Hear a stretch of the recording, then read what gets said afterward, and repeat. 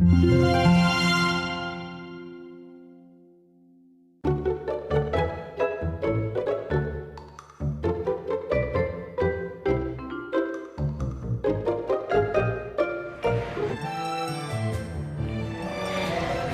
kedua adalah sholat tuhur. Sholat tuhur disebut juga sholat syukur wudhu, yaitu sholat yang dikerjakan sebanyak 2 rakaat setelah kita bersuci, baik itu setelah kita berwudhu ataupun setelah kita mandi. Betapa besar keutamaan seseorang yang selalu menjaga wudhunya dengan selalu memperbarui wudhunya setiap kali dia batal.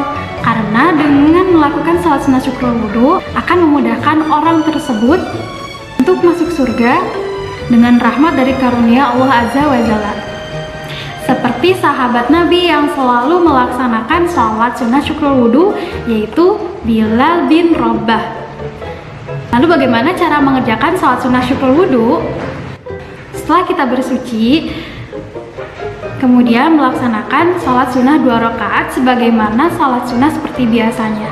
Dikerjakan secara munfarid dengan suara yang sir atau tidak keras.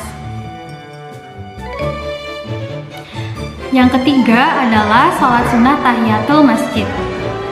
Kata tahiyatul masjid terdiri dari 2 kata. Yang pertama tahiyatul yang artinya penghormatan, yang kedua masjid yaitu tempat beribadah. Sholat tahiyatul masjid disebut juga dengan hakul masjid, artinya hak masjid yang mesti ditunaikan. Sholat tahiyatul masjid dikerjakan ketika kita memasuki masjid sebelum kita duduk. Lalu bagaimana jika kita terlanjur duduk? Jika kita terlanjur duduk, tidak mengapa, kita bisa melaksanakan sholat tahiyatul masjid. Perlu diperhatikan